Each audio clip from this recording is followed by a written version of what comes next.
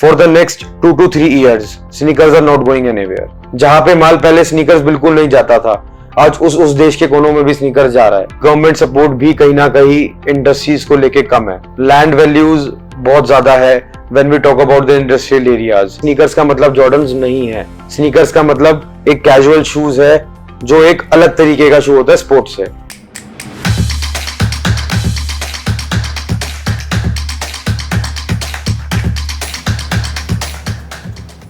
Sneakers footwear industry का superstar जूता आज उतना ही फेमस है जितना फिल्मों में रणवीर सिंह और गानों में अरिजीत सिंह। तो क्या यह पॉपुलैरिटी 2-3 साल की लहर है या फिर आने वाले टाइम की फुटवेयर इंडस्ट्री की नींव? चलिए जानते हैं स्नीकर इंडस्ट्री के बारे में मंगोलपुरी फैक्ट्री क्लिकर शूज के ओनर मिस्टर हर्षित के राय। तो सर, अगर आप दर्शकों को कुछ बता पाए स्नीकर इंडस्ट्री के बारे में, इसका आने वाला फ्यूचर क्या रहेगा और आपने स्नीकर इंडस्ट्री क्यों चूज करी? Sir basically what happened was कि the first look of course Jordans पे ही जाती है हर किसी की।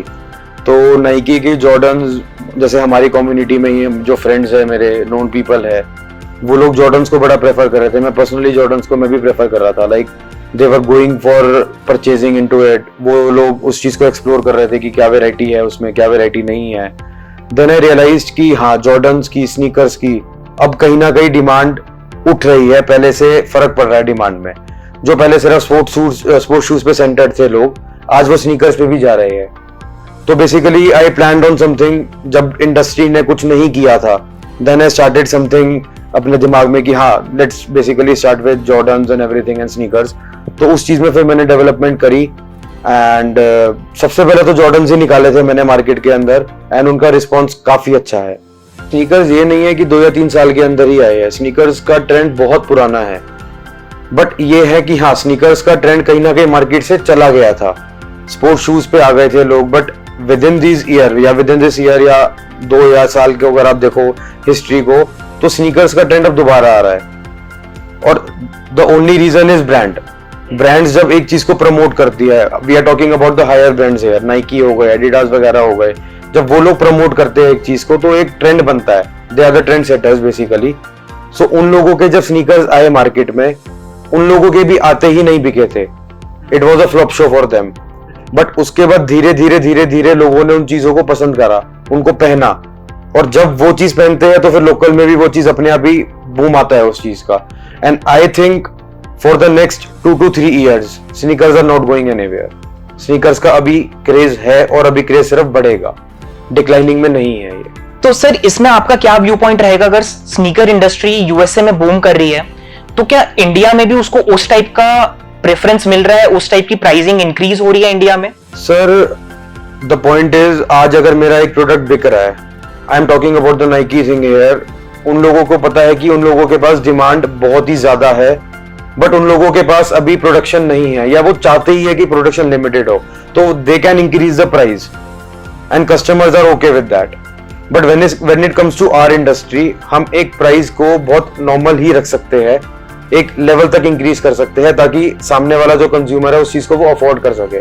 तो बेसिकली हमारा मोटिव ये रहता है कि कम से कम में सामने वाले को एक चीज प्रोवाइड करनी है, so that he can purchase that and use that. Sneaker industry में इंडिया में सबसे ज्यादा डिमांड अभी कौन सी सिटी और कौन सी स्टेट से आ रही है, और उसका क्या रीजन है आपके हिसाब से?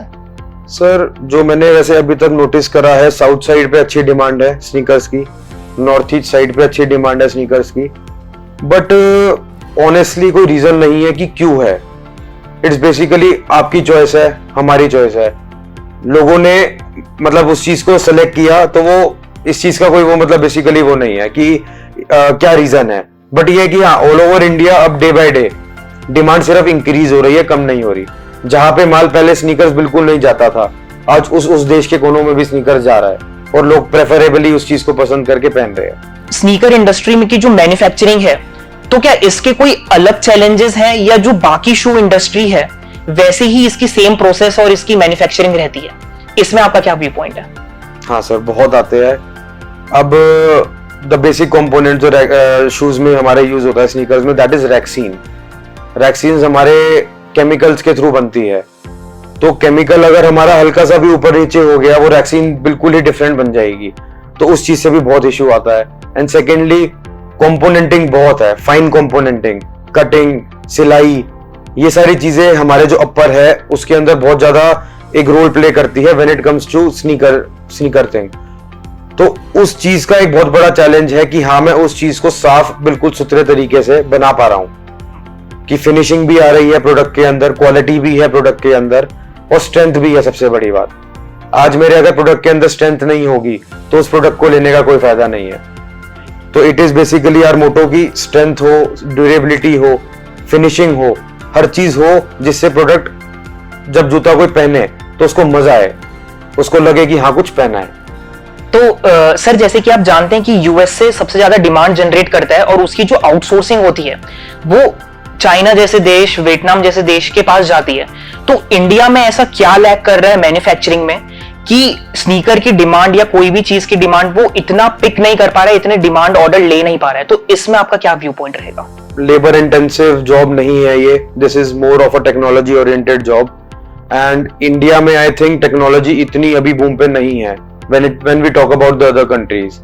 Secondly, गवर्नमेंट सपोर्ट भी कहीं ना कहीं इंडस्ट्रीज को लेके कम है, लैंड वैल्यूज बहुत ज्यादा है when we talk about the industrial areas, और इन जगह की बल्क मैन्युफैक्चरिंग करने के लिए आई गेस हम लोगों को बहुत जगह चाहिए, एक बहुत अच्छा इंफ्रास्ट्रक्चर चाहिए और इंडिया में एक उसी चीज की कमी है। May be that is the only reason why India is lagging behind in all this. तो फैशन का फ्यूचर हो या छोटा सा ट्रेंड, हम आशा करते हैं आपको इस वीडियो में कुछ ना कुछ सीखने जरूर मिला होगा। मैं हूं अविरल और हम फिर मिलेंगे बिजनेस पर।